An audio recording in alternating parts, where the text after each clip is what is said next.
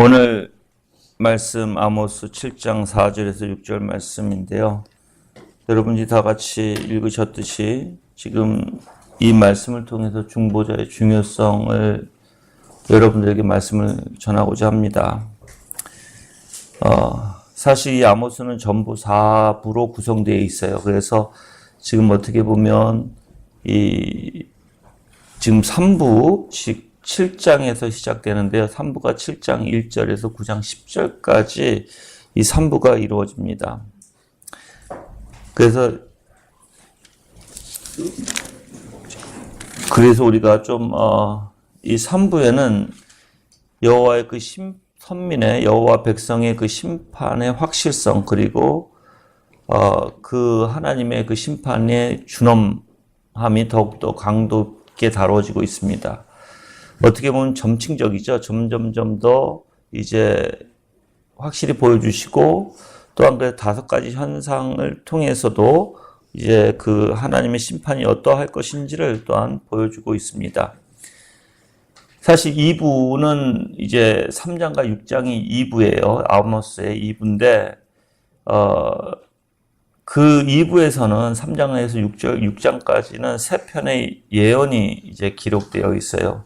그래서 북이스라엘의 죄악을 지적하고 그들이 회개하지 않음으로써 하나님께서 심판하실 것이라는 그 내용을 전하는 내용이었습니다. 근데 오늘 이제 사실 오늘 7장 1절에서 이제 9장 10절까지에 보면 5가지 환상을 이야기합니다. 5가지 환상. 이 5가지 환상이 북이스라엘이 하나님의 그 심판을 받아 멸망할 수 없음을 이제 전하는데, 먼저 오늘 사실 1절서부터 7장 1절서부터 보면 3절까지 메뚜기의 환상이 있습니다. 그리고 4절에서 6절은 불의 환상이고요. 그 7절에서 9절까지는 이제 다림줄 환상이라고 얘기하죠. 자, 그래서 이 3부가 시작되는 부분이 바로 이렇게 3가지의 그 환상을 이제 이야기하면서 시작이 됩니다. 먼저 1절에서 3절은 메뚜기 떼에 대한 환상이죠. 그리고 4절에서 6절은 불의 환상이에요. 오늘 본문 말씀이. 그래서 사실 모든 이제 하나님의 백성, 타락한 백성이 임할 그 재앙에 대한 환상에 속합니다.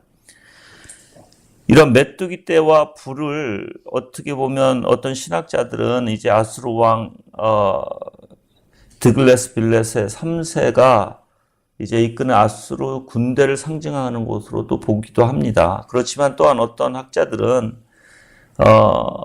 이 메뚜기와 불을 이제 가뭄이나 또한 전쟁 등으로 표현하기도 해요.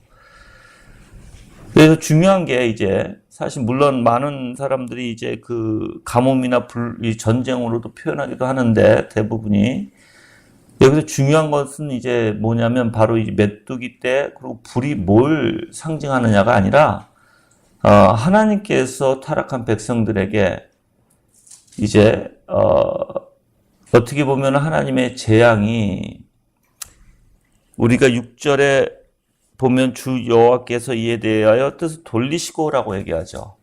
즉 이러한 재앙이 있을 것인데, 돌리셨다는 것은 뭐 없앴다가 아니라 보류하셨다는 것이에요. 근데 이렇게 돌리신 이유가 5절에 내가 부르짖기를 얘기해요. 누가 부르짖어요? 바로 아모스가 부르짖었다는 것이에요. 그래서 사실 중요한 부분은 다른 게 아니라, 물론 하나님께서 심판하십니다. 그들의 죄를 하나님께서 공의로 심판하세요. 꼭 하세요. 그렇지만 여기에서 이제 아모스의 중보 기도를 통해서 하나님께서 이 재앙을 보류하신 그 부분이 사실 핵심적인 부분이라고 생각합니다. 그래서 우리가 이 의인들의 기도가 얼마나 큰 힘을 갖고 있는지, 또한 하나님께서는 그 하나님 백성들에 대해서 오래 참으심과 긍휼이 얼마나 큰지를 잘 보여주고 있습니다. 물론 이렇게 하나님의 그 백성들을 향한 하나님의 심판은요, 원천적, 이렇게 아까도 얘기했지만 완전히 없어진 것이 아니라 심판의 보유였습니다. 그래서 만일 그들이 죄를 돌이킨다면 하나님께서는 심판을 계속 보유할 거지만, 그렇지 않으면 하나님의 심판은 집행될 수밖에 없었겠죠. 근데 이제 여기서 우리가 알듯이 하나님의 백성들은 즉 하나님의 오래 참으심도 깨달아야 됐고, 또한 하나님께서 간곡하게 선지자를 통해서 그들을 회개의 권고를 깨달아서 돌이켜야 됨에도 불구하고 그들은 죄의 길에서 돌이키지 않았어요. 그래서 이제 하나님께서 선지자에게 세 번째 환상을 보여주는 게 바로 이제 다림줄 환상이에요, 여러분들. 자, 이제 돌이키지 않으니까 이제 하나님께서 이제 세 번째로 보여주는 것이 뭐냐면, 회개치 않는 이스라엘 백성에 대한 하나님의 심판이 확정돼서 이제 절대 돌이킬 수 없음을 보여주는 환상이에요. 자, 사실 이 가운데 지금 세 번째 환상, 다림줄 환상에 아모스가 그 환상을 보고 더 이상 선민을 위해서 중보기도를 드리지 않았다라고 얘기합니다. 우리가 그래서 좀 기도에 대해서 우리가 좀 알 필요가 있을 것 같아요. 여러분들 하나님의 계획하신 뜻을 우리가 돌이킬 수는 없어요. 진짜예요, 여러분들. 이제 그렇다고 해서 여러분이 또 오해하시면 안 돼요. 만약에 우리 자식이나 부모나 남편이나 부인이 또는 우리 주변에 또한 형제 자매가 죄를 짓는데 당연히 하나님 앞에 그들을 강구해야 돼요. 그들이 돌아서기를 강구해야 되고, 우리 또한 기도만 하는 것이 아니라 그들에게 가서 권면도 해야 돼요. 그게 우리가 해야 할 일이에요. 그렇죠? 그렇지만 또 우리가 또 하지 않아야 될 일들이 있어요. 무엇이냐면 사실 성경에서는 배교한 자들에게 대해서 기도하지 말라고 얘기합니다. 확실히 이제 하나님의 뜻이 드러났을 때, 하나님의 뜻이 분명히 이제 그들을 이렇게 선민들을 재앙 가운데 하나님께서 심판하시겠다고 확실히 깨닫고, 그리고 그게 확정이 되어지면 이제 더 이상 아모스가 기도를 안 했듯이 우리 그리스도인들도 하나님의 뜻이 확정했다, 확고하다 하시면 또한 우리 또한 그 기도를 어떻게 해야 될까요? 하지 말아야 돼요. 그 중에 기도를 하지 말아야 되는 게 아까도 얘기했지만 배교자들의 기도예요, 여러분들. 근데 이제 우리는 어떻게 보면 그래서 우리가 저는 이제 이러한 기도에 대해서도 이제 여러분들에게 가르치면서 느끼는 게 뭐냐면, 사랑에 대해서도 마찬가지예요. 자비와 긍휼도 마찬가지예요. 정말 우리는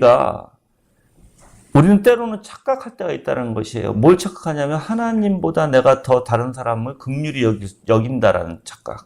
내가 하나님은 사랑을 덜 하셔서 내가 그를 더 사랑해야 된다는 착각. 무슨 뜻이냐면 여러분들이 당연히 그렇게 생각은 하지 않을 거예요. 그렇지만 어떻게 보면 사랑이라는 원리 안에서 죄를 짓고 있는 자들에게도 우리는 무조건 긍휼과 사랑의 관대함을 보여줘야 된다라는 어떤 착각 속에 빠져요. 그러다 보니까 죄에 대해서 단호하면 단호할수록 이상하게 도덕주의자들은 그걸 싫어합니다. 특히 카톨릭주의자들도 싫어해요. 죄에 대해서 단호하는 것을 굉장히 이 세상 사람들이나 그런 도덕주의자들이나 또는 어떻게 보면 카톨릭주의자들은 그렇게 죄에 대해서 단호하고 또한 죄에 대해서 분명히 하나님의 뜻을 드러내는 일에 대해서, 공의를 드러내는 일에 대해서 그렇게 좋아하지 않습니다. 그냥 무조건 자비와 긍휼과 관대함과 온유와 오래 참음과 긍휼을 그들은 원해요. 그래서 그들에게 뭐하라? 선을 베풀고 사랑을 베풀라는 것이에요. 만약에 우리가 그들에게 죄에 대해서 너무 단호하면 너는 왜 이렇게 사랑이 없느냐라고 얘기해요. 근데 여러분들, 우리가 이거 분명히 아셔야 돼요. 하나님은요, 어느 정도까지 죄에 대해서 단호하셨나요? 바로 예수 그리스도, 그렇게 사랑하는 아들 예수 그리스도 십자가 못 내어주실 만큼, 또한 못 박으신 만큼 그 모든 진노를 예수 그리스도에게 부어주시고, 또한 심판에 분명히 그 죽음까지 내어주신 바 되신 하나님을 여러분이 생각하셔야 돼요. 예수님 또한 기꺼이 거기에 순종하셨음을 또 생각하셔야 돼요. 그래서 우리가 좀 균형을 이루어야 될 것 같다라는 거예요. 이 균형이 이루지 못하면 교회는, 그래서 우리가 좀 하이델베르그도 제가 하이델베르그를 좋아하는 이유가 하나 있는데, 하이델베르그에는요, 이 율법적 기능에 대해서 너무나 확실하게 뚜렷하게 전반과 후반을 통해서 뚜렷하게 나타나요. 구원에 있어서도 가장 먼저 나오는 게 사실 죄에 대한 원리요, 율법에 대한 원리예요. 그리고 교회가 나중에 이제 성화 안에서 교회라는, 우리가 교회론이죠. 교회 안에서 율법이 전해져야 되는가라는 내용 가운데 분명히 전해져야 된다고 확실히 얘기하고 있습니다. 그러면 율법이라는 것은 뭐냐면 여러분들에게 하지 말아야 율법의 원리가 아니에요. 율법이라는 원리는 여러분들에게 그 죄를 드러내는 원리예요. 그래서 여러분들이 교회 안에서 여러분들은 그리스도인이라면 다 내가 연약한 존재예요. 내가 하나님 앞에 부족한 존재임을 깨닫고 주님 앞에 더욱더 겸손해지고 오히려 예수 그리스도를 더 의지하게 한다는 것이에요. 그 율법의 기능이. 그러면 여러분들이 죄라는 것을 인식해야 되거든요. 근데 이제 여러분이 만약에 누군가 권면하는데 또 단호하게 그 죄에 대해서 아니라고 얘기하는데 그걸 가지고 싫어를 한다면 여러분들은 교회가 될 수 없습니다. 오늘날에는 인본주의 사상이 너무나 강하고 인간들을 높이는 시대예요. 교회 안에서도 그런 일이 비일비재하게 일어나요. 근데 진짜 여러분들이 한번 생각해 보세요. 교회 안에서 누가 높아야 될까요? 하나님 높으셔야 돼요, 여러분들. 인간들은 무릎 꿇어야 돼요. 주님 앞에, 말씀 앞에. 물론 우리가 너무나 죄만을 외쳐서 여러분의 심령을 낙심하게 해서는 안 되겠죠. 그렇지만 죄와 하나님의 주님의 은혜를 균형 있게 다뤄야 될 줄 믿습니다. 여러분 안에서도 마찬가지예요. 여러분 스스로가 죄에 대해서 용납해서는 안 돼요. 그래서 분명히 하나님께서는 지금 이렇게 지금 7절을 통해서도 아모스 선지자가 더 이상 기도를 드리지 않는 하나님의 확정이 정해져 있는, 그래서 이제 10절서부터 17절까지는 사실 이 아모스가 아모스 자신의 그 예언 활동을 방해하는 베델 제사장 아마사를 향해서 심판을 선언하는 내용이 나오고, 또한 8장에 들어가서는 1절에서 3절까지 네 번째 환상이 바로 여름 과일 환상이 소개되죠. 그리고 이제 4절에서 14절까지는 북이스라엘의 죄악을 지적하고 심판을 선언하는 그런 사입 기사가 들어가 있습니다. 이제 9장에 들어가서는 1절에서 4절까지 성전 환상이 기록된 뒤에 5절에서 10절까지 북이스라엘이 심판으로 인해 멸망할 것이라는 기사가 실려져 있습니다. 자, 그리고 이제 마지막 부분이죠. 9절에서 이제 11절에서 15절까지는 이스라엘이 회복되고 다시는 멸망하지 않을 것이라는 구원의 약속이 제시되어 있습니다. 자, 이렇게 구원과 회복에 관한 메시지는요, 어떻게 보면 분명히 앞에서는 뭘 외쳤어요? 하나님께서 너희를 멸망시킬 것이다. 너희를 분명히 심판하실 것이라고 되어 있는데 갑자기 이제 뒤에서는 뭐가 나와요? 이스라엘을 회복시킬 것이다 라고 나와요. 그래서 어떻게 보면 구원과 이 회복에 관한 메시지는 이스라엘 백성들에게 빛같이 소망이 됐을 거예요, 여러분들. 자, 그래서 우리가 좀 죄를 지면, 그래서 이제 우리가 성경을 좀 읽다 보면 전체적인 맥락의 원리가 보여줘야 되는데, 죄를 지면은 하나님께서 공의 하나님이시고 하나님께서 어떻게 해요? 죄에 대해서 돌이키라고 외치신 하나님이시죠. 근데 너희가 돌이키지 않으면 너는 멸망할 수밖에 없다고 얘기하세요. 그런데 그들이 돌아서지 않으면 정말 하나님께서 그들을 심판하시죠. 그런데 심판으로 끝나는 게 아니에요, 여러분들. 그 안에는 하나님께 다시 회복이라는 걸 주시겠다는 것이에요. 그래서 소망이라는 것은 우리가 십자가에 예수 그리스도와 같이 못 박은 뒤에야, 우리가 죽어야 그 다음에 뭐가 나와요? 부활로서 새 소망이 나오는 것이에요. 죄에 대해 우리가 죽어야 돼요, 여러분들. 근데 이제 우리가 계속해서 죄에 대해서 가지고 있고 죄를 붙들고 있고 내가 죄로부터 돌아서지 않으려고 하고 죄에 대해서 죽지 않으려고 하면 어떻게 될까요, 여러분들? 우리는 이제 심각한 어떻게 보면 망상에 빠지게 되는데, 그게 바로 나는 괜찮다라는 망상이에요. 나는 그렇게 심판을 안 받는다는 망상이에요. 그러면 여러분들이 한 가지 물어볼게요. 죄가 여러분들 뭘까요, 이제? 여러분이 생각하는 죄, 나는 그렇게 죄가 크게 없는데, 한번 이렇게 볼게요. 온 마음을 다해서, 온 힘을 다해서, 여러분 목숨을 다해서 그 주님을 사랑하시나요? 그렇게 주님을 사랑하려고 온 힘을 다해서, 온 마음을 다해서, 내 힘을 다해서, 목숨을 다해서 하시나요? 안 하는 게 죄예요. 여러분들은 자꾸만 죄를 어떤 행동적인 죄에서부터 시작하지 마세요. 죄라는 것은 여러분의 마음과 생각에서부터 일어나는 것이에요. 죄라는 것은 내 마음속에서 내 생각이 삐뚤어졌기에, 내 마음과 내 생각이, 내 정서가, 모든 내 존재 자체가 주님 앞에 선으로 가지 못하게 일어나는 게 죄예요, 여러분들. 근데 반대로요, 여러분들. 중생한 자는, 그래서 여러분 중생의 원리를 올바로 알아야 되겠죠. 중생한 자는요, 절대적으로 이렇습니다. 여러분의 생각과 여러분의 의지가 선으로 변화가 돼요. 본성이 악으로 갔던 본성이, 여러분들, 우리는 본질과 본성이 다 하나님께서 좋다라고 하셨던 거예요. 그런데 우리 타락함으로써 이 본성이, 의의 본성, 선한 본성, 거룩한 본성이 어떻게 됐어요? 주님을 따라갔다, 주님과 관계가 되어 있었다가 어떻게 됐어요? 악으로 이제 치닫게 되는 것이거든요. 그럼 예수 그리스도의 십자가의 대속을 통해서 이제 뭐가 회복되어진 거예요? 이 본성이 의로, 선으로 쫓아가는 걸 회복된 것이에요. 하나님과의 관계 때문에 그래요, 여러분들. 우리 안에서 하나님의 형상을 회복시켜 주시고, 내 생각과 내 의지가 하나님의 뜻을 쫓아가는 것이, 그 선을 쫓아 행하는 것이, 그 선을 바라는 것이, 그 선을 소망하는 것이 중생의 원리예요. 그럼 여러분이 내가 정말 중생한 자로서 내 마음의 생각과 내 의지는 뜻을 얘기하는 거예요, 여러분들.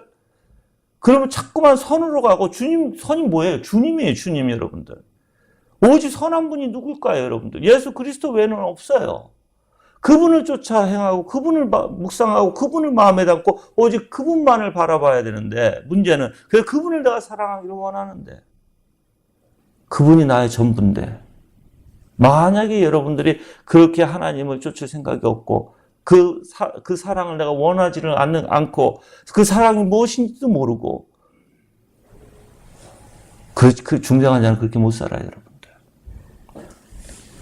여러분이, 저는 물론 믿음의 연약함이 있습니다. 믿음의 연약함이 있는데 믿음의 본질을 여러분이 자꾸만 왜곡시켜서는 안 돼요. 믿음의 본질은 믿음의 연약한 자들에게도 있고요. 믿음이 강한 자들에게도 있어요. 믿음의 본질은 변하지가 않습니다. 근데 오히려 우리는 그 믿음의 본질을 이상하게 왜곡시켜버려요, 여러분들.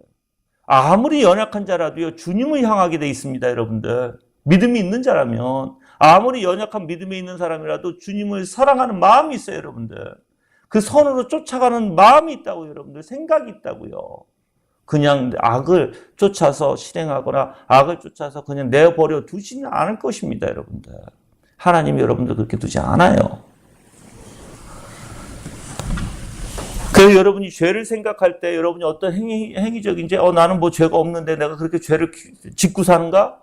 그렇게 생각해서는 여러분들은 절대 여러분이 죄인이라는 걸 못 느낄 것입니다. 특히 도덕주의자들은 사실 여러분들 남한테 크게 죄 짓는 게 없거든요. 근데 여러분들 사실 불평하는 것도 죄고요. 여러분의 마음적인 부정적인 생각도 죄고요. 이미 남에 대해서 이미 판단하는 것도 죄고요. 어떤 상황에 대해서 여러분이 판단하는 것도 죄고, 내 자신을 판단하는 것 자체도 죄예요, 여러분들. 하나님을 의지하지 못하는 것도 전부 다 죄라고요, 여러분들. 하나님 앞에 맡기지 못하는 게 전부 다 죄라고요, 여러분들. 여러분, 우리는 부패된 사람들이에요. 중생했다고 해서 이 부패가 완전히 새로워지는 건 아니에요, 여러분들. 그래서 우리가 완벽한 존재가 될 수 없어요, 이 땅에서는. 우리는 아직까지 부패합니다. 중생한 자들도 아직까지 부패되어 있습니다. 근데 이제 예수 그리스도께서 어떻게 하세요? 분명히 이제 영화 가운데 하나님 예수 그리스도의 재림 가운데 어떻게 하실 것 같아요, 이제? 우리를 완벽하게 만드시는 거예요, 여러분들. 이 성화 안에서는 우리가 완벽이라는, 내가 절대적으로 죄를 짓 수 없는 그게 없어요, 여러분들. 그것은 이제 영화 가운데만 있는 것이에요. 우리가 예수 그리스도의 형상으로 완전히 변화되는, 이 땅에서는 우리는 부단히 주님을 향해서 나가는 것이고, 부단히 예수 그리스도의 형상을 닮아가는 것입니다. 그 여러분이 하나님의 원리에 대해서 이제 알게 된다면, 여러분이 이렇게 균형, 즉 내가 죄가 있을 때 내 마음에서부터 그 죄에 대해서 미워함이 일어나게 돼야 돼요. 미워함이 일어나는 것은 예수님을 더 사랑하면 미움이 더 커져요, 죄에 대해서. 내가 여러분들 예수님을 사랑하지 않고 그냥 죄만 미워하려고 하면 여러분 그건 뭐가 문제예요, 여러분들. 그래서 하나님께서는 이렇게 이스라엘 백성들에게 심판만 얘기하는 게 아니라 새로운 희망도 주시는 하나님이시죠. 사실 이러한 예언을 통해서 이스라엘 백성들은 회개했어야 되지만 그 자체를 거부하고 또는 그걸 피하기를 원합니다.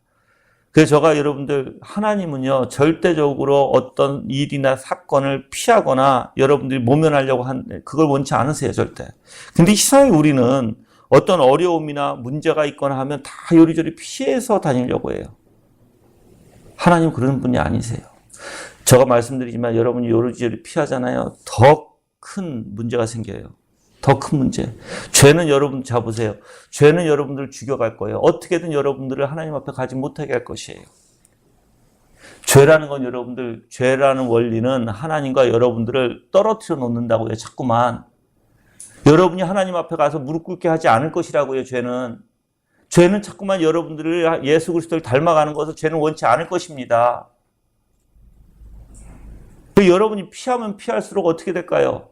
죽음의 길로 가는 것이에요. 근데 우리는 희한하게 이런 습성이 있어요. 저는 요즘에 우리 아이들 때문에 제가 묵상을 많이 해요. 우리 아이들에 대한 묵상. 그냥 우리 아이들을 묵상하는 게 아니라 성경을 통해서 하나님 말씀을 통해서 우리 아이들을 적용적인 원리를 묵상을 많이 한다고요. 왜 그럴까요? 여러분들, 하나님은요, 이거 여러분들이 꼭 아셔야 돼요. 하나님은 이 표현이 무슨 표현인지, 내가 지난번에도 요한복음 17장을 읽으면서 하나님께서는, 예수님께서는 기도가 그 대제사장의 기도잖아요. 그 기도가 우리를 이 땅에서 같이 이 세상, 이 죄인들과 이 세상에서 살게 되는데, 근데 이 땅에서 우리를 거룩하게 해달라고 하시는 거거든요. 여러분들, 이 땅에서 우리가 외톨배기로, 우리가 또 우리만 잘났다고 해서 우리가 고립된 상태로 살아가기를 원치 않으세요. 무슨 뜻인지 아시죠? 그거 다 인정하시죠? 그러면 여러분들 한번 생각해 보세요. 여러분의 인생 가운데 우리가 고립하는 게 뭐고, 고립되게 사는 게 뭐고, 내가 이 땅에서 이 죄인들과 같이 살면서 내가 거룩하게 사는 것이 무엇인가?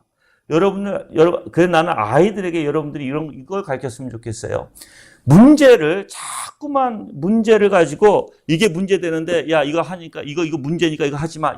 너 이렇게 거기까지 가지 말고, 이런 아이들과 놀지 말고, 너가 이렇게 여기서 물러서, 여기선 더 이상 걔네들하고 어울리면 안 되고, 너가 이거 해서는 안 되고, 그게 아니에요, 여러분들. 그렇게 하나님이 가르치라고, 물론 죄는 하지 말아야죠. 근데, 그렇게 사람들과 고립시켜줄 그런 소리가 아니에요, 여러분들. 이 아이가 그들과 놀 때, 또는 이 아이가 무슨 일을 행동할 때 무조건 그 아이에게 이거 하지마가 아니에요. 그렇게 되면 그 아이는 뭐가 없어질까요? 우리가 면역력이라고 보통 얘기하잖아요. 그렇죠? 우리 몸에. 그 아이는 그 일을 해결할 수 있는 면역력이 없어요. 여러분들 커서도. 여러분이 잘 느껴보세요. 여러분 자신들도 어떤 면에 대해서 면역력이 없기 때문에 때로는 사람들과 문제가 다 일으키잖아요. 그럼 면역력이 뭐가 없어요? 면역력이 없는 것은 저 사람하고 왜 놀아? 내가 저 사람하고 왜 친해야 돼? 내가 저 사람하고 왜 풀어야 돼? 하고 여러분 딱 잘라버리는 거예요. 면역력이 없는 사람들은. 왜? 너무나 자기 이기주의로 사니까. 병이라고 생각하세요. 병이라고. 근데 여러분들, 백신을 맞은 사람들은 어때요? 그 면역력을 싸우죠. 이기죠. 즉, 만약에 그런 어떤 아이와 대립하고 싸우게 되고 그러면 그 부모는 뭐예요? 알려주는 거예요. 이게 이런 건 잘못된 것이다. 그 아이와 싸우면 안 되고, 그 아이가 그렇게 놀면 안 되고, 이런 식으로 놀아야 된다. 그래서 가르쳐주는 거예요, 여러분들. 그래서 그 아이들에게 최소한 같이 어울리되 절대로 죄를 짓지 못하게 하고, 절대로 완악하게 못하게 하고, 그래서 계속 하지만 그 아이들과 어떻게 해야 돼요? 여러분들 그 아이들과 같이, 물론 멍해를 매는 게 아니고, 멍해를 맨다는 소리 여러분들 그러니까 올바로 이해를 해야 되는데, 아이들이 무슨 멍해를 매요, 여러분들? 멍해를 매는 거는 결혼하는 것이요. 같이 사업을 무엇인가, 같이 삶 속에서 같이 무엇인가, 무엇인가 동업을 하던가, 같이 하나의 무엇인가, 같이 먹고 사는 원리가 돼야 되는 거예요, 여러분들. 멍해의 원리는. 근데 여러분이 만약에, 그래서 어떤 친구가 만약에 나쁜 짓을 한다, 동조하지 말아야죠. 그건 가르쳐야죠, 아이들에게. 그래서 아이들에게 내가 얘기하는 백신은 계속 올바른 진리를 가르쳐서 어떠한 문제일지라도 거기서 그 아이들이 판단해서 그 아이들 스스로 거부할 줄 아는 면역력을 키워야 된다고요. 근데 무조건 아이들에게 놀지 못하게 하고 어울리지 못하게 하고 붙들어 놓고 왜곡시켜버리면 그 아이가 면역력이 있을까요? 그런 면역력이 없어요. 그 아이는 어떤 면역력을 갖냐면 나중에 그냥 무조건 피해버리는. 근데 여러분들 그게 신앙이 문제가 안 될까요? 돼요. 100% 됩니다. 어떤 거? 죄에 대해서 조금만 문제가 있고 하나님과 어려움이 딱 있잖아요. 무조건 피해버려요. 그는. 근데 하나님은 여러분들 그런 분이 아니세요. 담대하게 맞서게 하실 것이고 무너지게 하실 것입니다. 부딪혀서 절대 피하지 못하게 하실 것이에요. 근데 여러분의 면역력이 보세요. 여러분이 그렇게 어렸을 때부터 면역력이 못하고 자란 사람들은 지금도 마찬가지예요. 사람들과 같이 어울리지 못해요. 어떤 문제가 있으면 바로 같이 그걸 풀어나가지 못한다고요. 여러분들 분명히 우리 교회는요. 교회라는 원리는 공동체의 원리예요. 공동체의 원리에서 뭐 하는 것입니까? 같이 연합해서 한 마음으로 살아가는 거예요. 한 생각으로 살아가는 거예요, 여러분들. 그런데 물론 문제가 있겠죠. 부딪히겠죠. 어렵겠죠. 근데 사람들은 그걸 풀지 않으려고 해요. 저가 주변에서도 보면 목사님들도 마찬가지예요. 목사님들도 주변에서 보면 이걸 푸는 방법은 몰라요. 기분이 나쁘거나 언짢거나 풀려고 하면 두려움을 갖게 되는 목사들도 있어요. 물론 저도 마찬가지였어요. 저도 맨 처음에 너무나 왜곡된 삶, 즉 나 혼자 독불장구로 살았기 때문에 누군가가 풀려면 때로는 겁이 나고 때로는 두려움 때문에 풀지를 못했어요, 여러분들. 근데 그게 하나님의 뜻이 아니라는 걸 저는 분명히 깨달았어요. 하나님은 그런 분이 아니에요.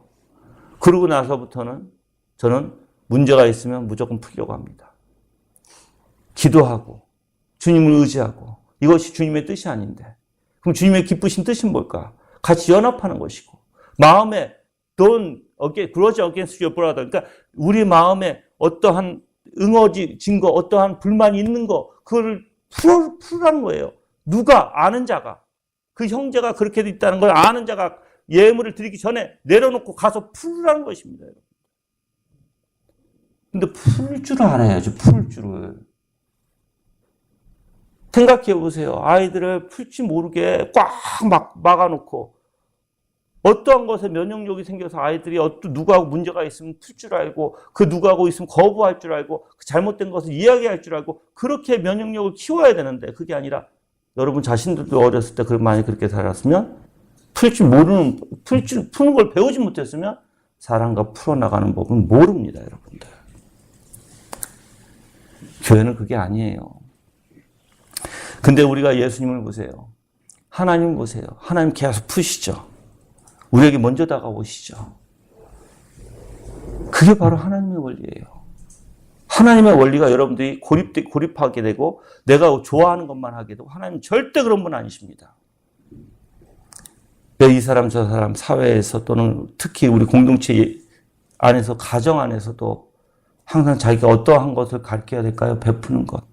자기가 지는 것. 이기는 게 아니라 이기는 것은 오직 예수 그리스도를 붙드는 거, 예수 그리스도를 의지하는 게 이기는 거예요, 여러분들. 그래서 여러분이 정말 하나님께서 이스라엘 백성들에게 원했던 것도 그거예요, 여러분들. 죄를 깨닫고 주님 앞에 무릎 꿇을 수 있는 것. 그러니까 계속 가르치잖아요. 선지자를 통해서. 아이들이 분명히 여러분들 생각해 보세요. 남유다가, 그러니까 북이스라엘의 그 무너짐을 보면 남유다는 정신 차려야 되는데 남유다도 정신 못 차려요. 같이 무너져요, 나중에. 똑같은 일을 반복해서. 저는 여러분들이 하나님은요, 여러분들에게 절대적으로 절망을 안겨주시는 분이 아니에요. 여러분들이 하나님께 원하신 게 뭔지 아십니까? 다시 한번 말씀드릴게요. 여러분들이 지금까지 고집해왔던 교만, 아집을 다 버리고 온전히 하나님께 새로운 마음과 새로운 모습을 가지고 쓰라는 것이에요. 새로운 정신을 가지고 쓰라는 것이에요. 그게 하나님의 뜻하신 바예요. 여러분들을 무너뜨리고 여러분들을 절망시켜서 여러분들을 죽이고자 하시는 하나님이 아니라 바로 여러분들이 지금까지 고집해왔던 여러분들의 교만, 여러분들의 아집을 버려버리고 온전히 주님 앞에 쓰라는 것입니다. 누구를 의지하고 주님을 의지하고. 그런 하나님을 여러분 보신다면 그 안에는 뭐가 있을까요? 분명히 회복이라는 소망을 주시는 하나님이시라는 거예요. 여러분들 소망은, 희망은요, 내가 죄를 인정하고 내가 죄인됨을 깨닫고 내가 그 죄로부터 돌아설 수 있는 그 길을 주시고 그걸 보여주셔야 우리가 소망을 갖는 것이에요, 여러분들. 함부로 우리가 마음대로 내 마음대로 소망 갖는 게 아니에요. 내가 죄를 가득 지면서 많이 잡아요. 내가 죄를 가득 지고 내가 그 죄에 머물면서 돌아서지도 않으려고 하는데 내가 소망을 가져버리면 어떻게 될까요? 그것은 소망이 아니라 나를 죽이는 거예요. 그건 거짓 선지자들이 하는 거예요. 거짓 선지자들은 뭐예요? 평안하다, 평안하다, 평안하다 해요. 하나님의 진노가 있는데도. 그 죄에는 진노가 있어요, 여러분들. 근데 평안하다, 평안하다, 평안하다 하는 것이에요. 만약에 여러분들이 그러면 여러분은 거짓 선지자에 속하는 자들이에요. 그래서는 안 돼요. 잘못된 것을 깨달았으면 죄악을 인정하고 하나님의 심판을 받아들였다면 이제는 못 가요. 하나님의 회복이 있을 것이라는 것을 깨닫고 주님 앞에 무릎 꿇고 소망을 가져야 되는 것이에요, 여러분들. 그래서 하나님께서는 죄악을 행하고 교만한 마음으로 회개하지 않는 자에는 어떻게 해요? 공의를 철저하게 심판하시는 분이에요. 또한 이제 심판하시지만 그 나라를 이제 한번 볼게요. 나라를 심판하세요. 근데 거기에 심판을 받아서 무너지는 자가 있지만 반대로 어떻게 돼요? 하나님의 심판 가운데 굳게 서는 사람들이 있어요. 즉 남은 자들이 있다고요, 여러분들. 다시 하나님 앞에 돌아오는 자들이 있다고요. 표현하자면. 자기의 심판을 깨닫고 하나님 앞에 무릎 꿇고 돌아오는 자가 있고 오히려 반대로 낙심하고 하나님을 저버리고 오히려 하나님을 더 욕되게 하는 자들이 있다고요, 여러분들. 그 남은 자들은 어떨까요? 하나님이 분명히 세우신 자들이고 이제 하나님께서 그 조상들에게 약속하신 그 이스라엘 백성의 선민의 회복과 형통을 이루어가시는 신실하신 하나님을 깨닫게 되고 그 하나님 앞에 더욱더 내가 희망을 갖게 되는 것입니다. 우리가 이 7장을 보면 사실 이 세 편에 아까도 세 편이라고 해서 세 편의 환상을 보게 되면 1절에서 3절, 4절에서 6절 그리고 이제 7절에서 이제 9절까지예요. 그래서 사실 이 첫 번째 환상 메뚜기 환상과 이제 두 번째 환상 불의 환상이죠. 그래서 바다와 육지를 이제 삼켜버리는 두 번째 환상이에요. 그래서 이제 2절과 5절을 한번 비교해 볼게요. 2절, 5절. 7장 2절에 메뚜기가 땅의 식물을 다 먹어치웠을 때 내가 부르짖기를 그랬죠. 기도합니다. 주 여호와시여 용서하소서. 야곱이 미약한데 어떻게 견디겠습니까? 또한 5절로 가서 또 얘기해 볼게요. 이에 내가 부르짖기를 주 여호와시여 제발 그치소서. 야곱이 미약한데 어떻게 견디겠습니까? 사실 아모스의 이런 기도는요. 어떻게 보면 하나님께서 이 심판을 아까도 얘기했지만 유보하십니다. 근데 이 첫 번째 심판의 이 유예는요. 북이스라엘 제16대 왕인 문나헴이 다스리고 있을 때라고 얘기해요. 그래서 아수르 왕 불, 즉 디글라벨레셀이 쳐들어왔을 때 관련됐던 사건이고요. 그래서 이 문나헴이 북이스라엘의 부자들에게 강탈해서 모은 은 1000달란트를 이제 아수르 왕에게 조공을 바쳐요. 그래서 위기를 모면하게 됩니다. 두 번째 심판의 유예는요. 북이스라엘의 제18대 왕인 베가스가 다스릴 때인데 아수르 왕 디글닷 벨레셀이 와서 게데스와 하솔과 길르앗 등지의 영토를 빼앗고 수많은 북이스라엘 백성들을 포로로 잡아간 사건을 이야기한다고 얘기합니다. 근데 아수르에게 대적한 이 베가는요, 호세의 반역으로 인해서 죽임을 당해요. 베가가. 그리고 이제 아수르는 누구 세우냐면 호세아를 왕으로 세웁니다. 호세아 선지자 아니에요, 여러분들 이거는. 그래서 이제 아수르의 그 꼭두각시가 돼요. 그래서 이렇게 왕으로 세워졌음에도 불구하고 이제 북이스라엘이 이걸 봤으면 사실 이제 호세아는 그 왕의 줄기가 아니에요. 그러니까 왕의 그 자손이 아니에요, 여러분들. 그럼에도 불구하고 이렇게 하나님의 역사하심을 봤으면 자신들이 얼마나 죄가 많은지 알아야 되는데 그들은 그걸 또 망각해요. 하나님의 심판을 인정하려고 하지 않습니다. 그래서 우리가 이런 내용들을 이제 보면은 그래도 하나님께서 그러한 원리 안에서도 지금 이스라엘 백성들을 지키고 계셨고 보호하고 계셨고 그래서 그 심판을 계속해서 뒤로 미루셨던 것이에요. 근데 그들이 끝까지 하나님을 배신하고 돌아오지 않습니다. 그래서 오늘 이제 그 4절에서 다시 한번 볼게요. 4절을 가서 이제 읽어보면 주 여호와께서 내가 이같이 보여주셨다. 보아라 주 여호와께서 외쳐 불로 심판하게 하시니 불이 큰 시면을 삼키고 육지까지 삼키려 하였다. 여기서 내게 이같이 보여주셨다라고 얘기하죠. 보게 만드셨다라는 강력한 의미를 얘기합니다. 그래서 이 원문에서는 아모스가 환상을 보지 않을 수 없게끔 만드셨다는 어떤 강하고 확고한 표현을 지니고 있어요. 그래서 하나님께서는 아모스로 하여금 이 환상의 내용을 꼭 보도록 하셨고 그 이유가 뭐냐면 이 환상의 내용에 그 중요성이 있다는 것이에요. 그리고 시급함이 있다는 것입니다. 민족 전체 멸망을 담고 있는 환상이에요, 여러분들. 이것보다 얼마나 중요하겠어요, 그렇죠? 그래서 먼저 사실 강조성을 얘기했고 또한 그 우선으로 관심을 가져야 할 것을 그리고 시급함을 얘기하는 내용이다라는 것입니다. 근데 어떤 내용이에요? 주 여호와께서 외쳐 불로 심판하게 하시니 그래요. 불이 큰 시면을 삼키고 육지까지 삼키려 했다라고 얘기합니다. 지금 이제 아모스에게 주신 환상이 북이스라엘 멸망과 관련한 이제 그 두 번째 환상인데 이스라엘을 멸망시킬 대적들이 불로 이제 나타나고 있는 것이에요. 첫 번째 환상이나 두 번째 환상 모두 심판을 준비하는 그 주체가 누구예요? 분명히 하나님이심을 명백하게 언급합니다. 근데 지금 이렇게 심판을 준비하시는 하나님이 지금 이렇게 불러서 그래서 주 여호와께서라고 표현하죠. 외쳐 불로 심판하게 하시니라고 얘기합니다. 이 심판하게 하다라는 것도 싸우다라는 뜻이에요. 원래 이 직역하게 되면 싸우도록. 그래서 개인과 개인의 분쟁, 민족과 민족, 나라와 나라가 서로 대적하고 실제 전쟁을 벌이는 것을 얘기합니다. 지금 그래서 3절에서 6절까지에 보면 이 두 번째 환상이 지금 어떻게 보면 지금 4절부터죠. 이 하나님께서 이 심판하신이라는 이 단어를 통해서 지금 분명히 이 불로 그들에게 이제 임할 것인데 이 불이 얼마나 무섭게 오는지요. 여기서 이제 시면이라고 표현되는데 시면을 삼키고 육지까지, 그러니까는 어떻게 보면 바다인데 바다의 깊은 곳까지 완전 다 삼켜버릴 수밖에 없는 그렇게 위대한 불이라고 얘기해요. 절대 피할 수 없는. 그래서 온 이스라엘 백성이 다 무너질 수밖에 없는. 그러니까 얼마나 무서운 말로 지금 그 단어를 사용해서 지금 이 심판을 얘기하고 있는지 우리가 좀 알아야 될 것입니다. 그 또한 이 육지도 마찬가지예요. 육지도 어떠한 육지만을 의미하는 것이 아니고 한 나라의 영토와 다른 나라의 영토 사이를 구분하는 경계라는 것을 이제 뜻한다고 얘기합니다.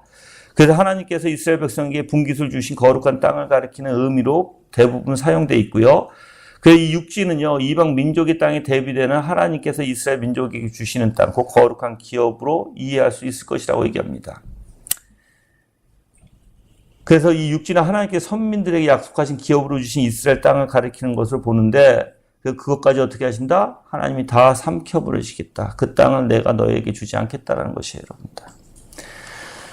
그래서 우리가 좀 여기서 삼키려 한다는 게 아까 그런 뜻이에요. 제가 말씀드린 먹어 삼킨다라는 것인데, 즉 먼저 불이 이미 바다를 삼켰고요. 그래서 완료 표현으로 사용되어 있고, 그리고 불이 앞으로 육지를 삼킬 것이란 미완료 표현되어 있어요. 그래서 지금 아수르의 패권이 그때 당시에 정세로 보면 아수르의 패권이 점점 강해지고 있고 완료죠. 미완료성으로 이제 그들이 너희를 삼킬 것이다라는 뜻을 담고 있다고 얘기해요.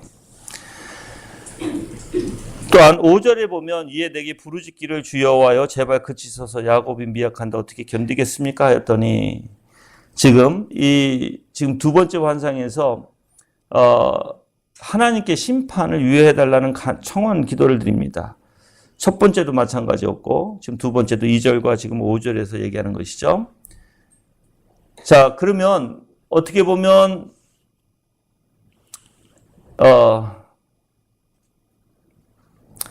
사실 우리가 아까도 제가 말씀드렸지만 이 심판이 유보됐어요. 하나님의 은혜 가운데. 그런데 이스라엘 백성이 잘해서 유보된 게 아니에요. 이스라엘 백성이 하나님 앞에 무릎 꿇고 회개해서 유보된 게 아니에요. 바로 아모스의 기도 때문이에요. 자, 그럼 제가 여러분들에게 좀 이 아모스가 이런 표현을 하죠. 지금 주여 와시어 제발 그치소서 야곱이 미약한데 어떻게 견디겠습니까? 라고 기도를 해요. 사실 야곱의 미약함을 들어서 지금 어떻게 보면 이 죄의 용서를 구하지 않습니다. 죄의 용서를 구하는 게 아니라 야곱의 미약함을 얘기합니다. 즉 이스라엘을 향한 죄 용서를 강구할 수 없을 만큼 그 죄가 심각한 상태임을 반영한다고 얘기해요. 지금 이스라엘 백성이. 그래서 지금 심판은 결코 피할 수 없으나 다만 완전한 멸망만은 피해보고자 하는 이 아모스 선지자의 심경을 반영하는 것으로 보고 있습니다. 지금. 그래서 여러분들이 지금 어떻게 보면 하나님 앞에 아모스가 구하는 이 내용은 그 아모스의 심정으로 그걸 완전히 멸망시켜 달라는 게 아니죠. 그들에게 사실 어떻게 보면 그 미약함을 깨달아 아시고 그들을 긍휼히 여기는 것이에요. 근데 제가 이걸 읽으면서 이제 제가 묵상한 게 우리 자신들이 정말 하나님의 마음을 품고 기도하고 있는가요? 하나님의 마음을 품고. 지금 아모스는요, 여러분들, 그냥 기도한 게 아니에요. 즉 하나님의 마음을 품는다는 것은 하나님이 가지고 계신 그 마음, 이스라엘 백성들을 향한 그 마음을 가지고 있다는 거예요. 여러분들이 기도가 그냥 입만 열어서 그냥 무조건 기도하는 게 기도가 아니에요, 여러분들. 누군가를 위해서 기도하거나 정말 여러분 자신도 마찬가지지만 특히 남을 위해서 기도하는 것은 그들에게 그리스도의 마음을 품고 기도를 해야 돼요, 여러분들. 여러분들이 저는 아까도 기도하면서 제가 머리에서 갑자기 생각났던 게 뭐냐면 욥은요. 아버지죠. 아버지의 책임이죠. 그죠, 가정에. 근데 욥은 자녀들을 위해서 제사를 지냈어요. 그들이 하나님 앞에 범죄했을까 해서요. 그럼 여러분들이 아버지로서, 아버지도 잘 들으세요. 아버지로서 자식이 하나님 앞에 죄를 범한 것, 부인이 하나님 앞에 죄를 범한 것, 내가 하나님 앞에 죄를 범한 것, 어떻게 해야 될까요? 기도로 간구해야 돼요, 여러분들. 우리 아이들이 죄를 짓는 게 있는지, 또는 죄를 짓는 게 있으면 용서해 달라고. 그들이 누구한테 죄 짓는 거예요? 하나님께 죄 짓는 거예요, 여러분들. 그게 이제 부모가 해야 할 일이고, 부모가 감당해야 될 일이고, 책임이에요, 여러분들. 물론 여러분, 우리가 기도한다고 해서 다 주님의 뜻을 알고서 100% 기도한다. 그건 아니지만, 그래서 그러니까 여러분들이 좀 그 원리를 좀 아셨으면 좋겠어요. 어거스틴이 이런 말을 제가 한 거를 옛날에 얘기했어요. 하나님이 아버지를 죽이고자 한다면 그 아들이 내 하나님 뜻이 아버지를 죽이고자 하니까 하나님 아버지 죽이세요? 이렇게 기도해야 할까요? 그건 옳지 않다고 얘기했어요, 여러분들. 하나님이 아버지를 죽이고자 할지라도 아들의 입장에서는 하나님 우리 아버지 제발 죽이지 마세요라고 기도하는 게 그게 온당한 하나님의 뜻이라는 거예요. 근데 하나님의 뜻이 아버지를 죽이고자 한다고 했다고 여러분이 만약에 하나님 아버지를 죽이세요라고 기도한다는 것은 자식이 갖는 마음의 도리가 아니라는 것이에요. 당연히 우리는 어떻게 될까요? 당연히 우리는 그들의 죄를 위해서 기도를 해야 돼요. 내가 꼭 죄인 된 것 같이 기도를 해야 되고 여러분들. 근데 그들이 하나님 앞에 죄를 가지고 탄원하는 것 같이 우리가 기도를 해야 돼요. 그게 목사가 성도를 위해서 기도하는 것이고 교회를 위해서 기도하는 것이에요. 그게 가정에서 아버지가 자식을 위해서 또는 부인을 위해서 가족을 위해서 기도해야 되는 것이고. 그래서 우리가 하나님의 뜻이라는 것은 그냥 기도하는 게 아니라 내가 하나님의 마음을 가지고 기도하는 것이에요. 기도의 원리는 그래서 저는 기도는 내가 하나님 앞에 존전 앞에 나가는 거예요. 기도는 여러분들 생각해보면 내가 하나님 앞에 나가는데 내 마음이 내 자식에 대해서 아니면 우리 부인에 대해서 남편에 대해서 등등 여러분이 기도할 때 그 누구를 위해서 기도하든 그냥 냉랭하게 그냥 말뿐인 것을 가지고 나갈 수 있을까요? 절대 그렇게 못해요, 여러분들. 그래서 하나님 앞에 가지고 나가는 기도는 간구의 기도라고 해요. 간구는 마음에서부터 나오는 기도예요. 원래 여러분들 부르짖다, 간구하다라는 것은 내 마음에 있는 영어로 얘기하면 것이라고 얘기하거든요. 우리 안에 이제 내장이다. 내장이 다 나오듯이 기도하는 거예요, 여러분들. 그 마음만큼 간절함으로 기도하라는 것이에요. 근데 간절함으로 기도하는 건 당연히 뭐가 있을까요? 내 마음에 감정이 있겠죠, 여러분들. 그들을 사랑하는 마음, 그들을 긍휼히 여기는 마음, 그들을 정말 하나님의 주님의 은혜 가운데 그들을 용서해 달라는 그 간절함이 있겠죠. 그게 바로 중보자 되신 예수 그리스도께서 하신 기도시고, 내가 주 예수 그리스도를 닮는다고 하는데 내가 그런 기도를 내 마음속에 담지 않고 내 내면에부터 내 생각에서부터 그냥 말로만 그냥 기도한다? 그거는 여러분들 불가능한 것이에요. 그건 하나님 앞에 하나님이 원치 않는 기도라고요, 여러분들. 그래서 우리가 좀 기도할 때는요, 좀 먼저 한번 여러분들 내 자신을 점검할 수가 있어야 될 것 같아요. 내 자신이 정말 그 사람을 위해서, 누구를 위해서 진실된 마음으로 내가 정말 기도하고자 하는가? 만약에 여러분이 진솔된 마음, 내가 그 사람에 대해서 안타까움과 그 사람을 정말 사랑하고 그 사람을 온유함으로 관대함으로 내 마음에서 받아들이지 못하면서 그냥 흉내만 내는 기도는 하나님이 원치 않으신다는 거예요. 그럼 문제가 누구에게 있는 거예요? 나에게 있는 거예요. 그것부터 하나님 앞에 풀지 않으면 하나님이 그 기도 받지를 않아요, 여러분들. 그래서 여러분이 그냥 무조건 고개 숙이고 입만 열어서 기도가 아니에요, 여러분들. 골방에 들어가서 정말 여러분 자신을 살피면서 정말 하나님 앞에 내가 어떤 마음으로 기도해야 될까? 정말 내가 어떤 마음으로 진지하게 하나님 앞에 기도해야 될까? 여러분들이 하나님은 우리가 누누이 얘기해요. 가치 있으신 분이라고 해요. 우리가 찬양과 경배를 드려야 할 가치가 있는 분이라고 얘기해요. 그렇죠? 근데 그 가치 있는 분이 무슨 뜻인지 아세요? 그분이 당연히 우리의 모든 경배와 찬양을 받으실 만하다는 거예요. 우리가 그 하나님 앞에 모든 영광을 돌릴지라도 여러분들 우리는 부족해요. 그 정도로 가치가 있으신 분이에요. 이 우주 만물을 채워도 그분을 다 감당할 수 없어요, 여러분들. 그 정도로 가치가 있는 분이에요. 그런데 그렇게 가치가 있는 분이 여러분 그냥 무조건 입 열어서 무조건 여러분이 어떤 마음도 없이 온 마음을 다하지 않고 기도드린다는 게 그게 타당한 소리일까요, 여러분들? 그렇지 않은 거예요, 여러분들. 귀하면 귀할수록 여러분의 마음에 품을 것이고 그 하나님이 정말 여러분의 가치 있다고 여기면 여러분들은 그 마음에 온통 하나님으로 가득 찰 거예요, 여러분들. 그냥 함부로 여러분 입 열어서 하나님 앞에 그렇게 가증된 기도를 드리지 않을 것이에요, 여러분들. 바로 예수 그리스도께서 그러셨고요. 그 예수 그리스도는 여러분들 진솔된 마음으로 정말 하나님을 사랑하는 마음에서, 그래서 제가 보니까 예수님 하니까 우리를 사랑하시는 이유가 아버지를 사랑하시기에 우리를 사랑하신 것이고 그대로 그 모습, 그 사랑의 모습을 그대로 우리에게 드러내신 것이에요. 아버지의 사랑을. 왜냐면 아버지는 사랑이시니까. 하나님은 사랑이세요. 성부, 성자, 성령, 하나님이 바로 속성 자체가, 근본 자체가 사랑이세요. 여러분이 만약에 하나님을 정말 사랑한다면 온유한 마음과 사랑과 자비의 그 마음이 여러분의 마음속에부터 일어나야 돼요. 그 마음을 가지고 내가 예수 그리스도 연합한 자로서 우리 가족을 위해서, 우리 교회를 위해서, 또한 우리 형제 자매를 위해서 기도가 되어줄 줄 믿습니다. 이제 6절에 보시면 여호와께서 이에 대하여 뜻을 돌이키시고 말씀하시기를 이것이 이루어지지 않을 것이다 하셨다. 지금 3절의 내용과 어떻게 보면 똑같죠.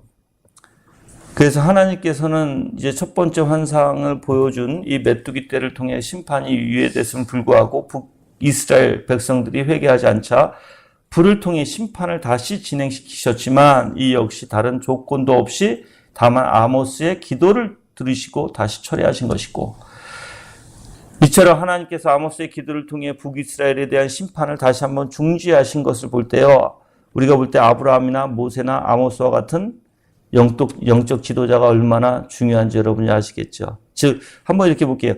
우리가 목사도 여러분의 죄를 내가 대신 진 것 같이 어떻게 해요? 목사는 기도 간구하거든요, 하나님 앞에. 그러한 영적 지도자들.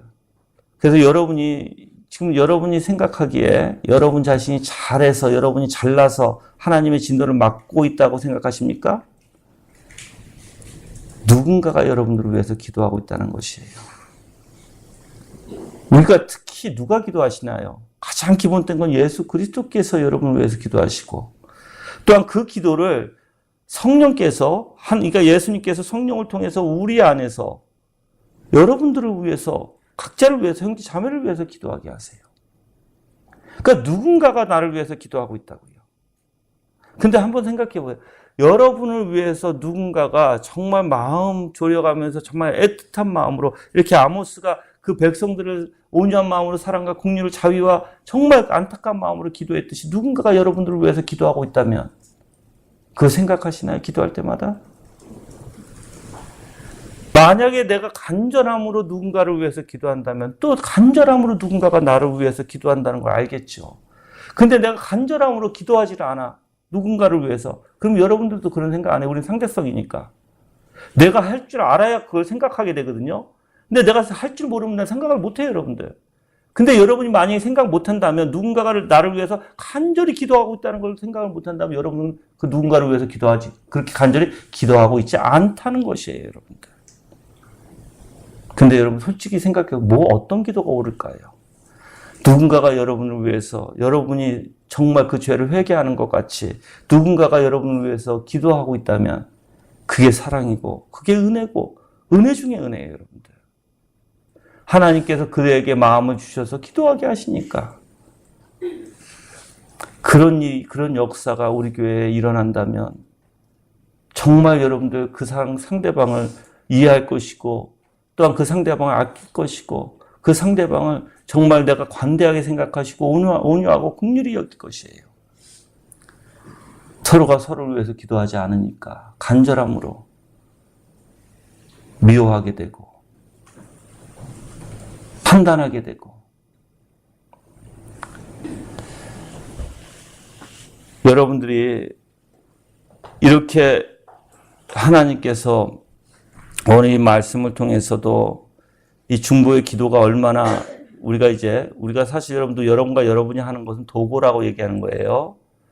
중보는 예수 그리스도밖에 안 하신다는 거예요. 그건 꼭 알아두고 얘기하셔야 돼요. 그래서 즉 아모스가 드리는 이 기도는 누구를 지금 예표하고 있고 누구의 기도를 예표하고 있어요? 바로 예수 그리스도의 중보에 대한 기도를 예표하고 있는 것이에요, 여러분들. 그런데 아모스와 희한하게 다른 게 하나 있어요. 여러분들 아브라함도 창세기 18장 28절에 이 소돔과 고모라에 대해서 기도했죠. 그렇죠? 또한 여러분들 아모스도 이렇게 기도해서 근데 이 인간들의 기도는 어떻게 됐어요? 소돔과 고모라 멸망했어요, 안 했어요? 멸망했어요, 여러분들. 아모스는 보유하셨지만 멸망했어요.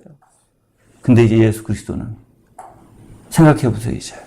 예수님의 그 중보 기도는 어땠나요? 완벽하셨죠. 그래서 구약에서는 불완전성을 얘기하고 신약에서는 완전성을 얘기하는 거예요. 그래서 구약에서는 아무리 인간들이 이렇게 기도를 드릴지라도 보유는 하시지만 완전히 이루시지는 못해요. 근데 예수 그리스도는 뭐예요? 예수 그리스도 중보는 뭐예요? 완전히 이루시는 걸 얘기해요.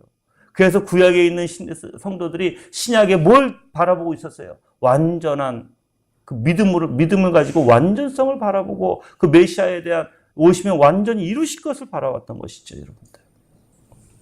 이제 우리는 어떻게 살아갈까요, 이제? 오신 메시아를 믿는 믿음이죠. 그럼 오신 메시아의 믿음이 뭐예요? 완전히 이루심이에요, 여러분들. 완전히 이루셨다는 것을 내가 믿는 것이에요. 그리고 이제 어떻게 해요?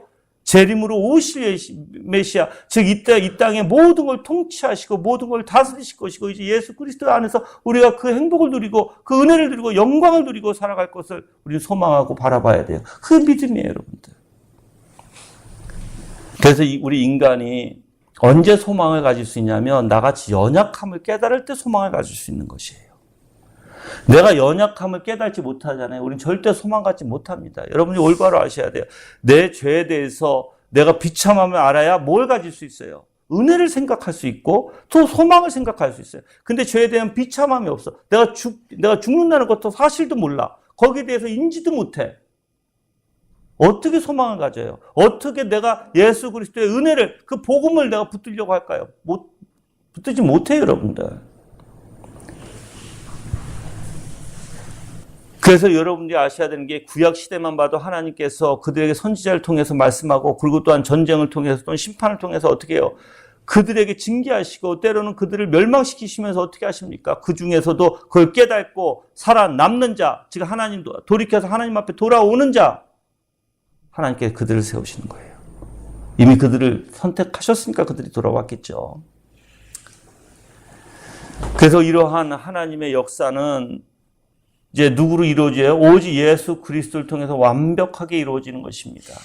그래서 하나님의 심판을 피할 수 있는 유일한 통로는 누굴까요? 바로 예수 그리스도예요. 그래서 여러분이 대요리문답에 40문에 이렇게 나와 있습니다. 왜 중보자는 반드시 한 위격 안에서 하나님이시며 사람이셔야 합니까? 답은요, 하나님과 사람을 화목케 할 중보자, 그분 자신이 한 위격 안에서 하나님이시오 또한 사람이셔야 한 이유는 전 위격의 사역으로서 각 본성이 행한 합당한 일들을 우리를 위해 하나님께서 받으시고 우리가 그 사역에 의지하도록 하기 위함이다 하는 거예요. 즉 하나님 뭐예요? 인성과 신성이 완벽하게 있으신 분이라는 거예요. 한 위격 안에서. 그래서 각 본성이 행한 합당한 일들, 인성은 인성으로, 신성은 신성으로. 그래서 하나님께서 받으시고 우리가 그 역사에 의지하도록 하기 위함이라는 거예요. 우리 것이 아니라는 거예요, 여러분들. 이 중보자로 오신 이유, 한 위격이셔야 한 이유.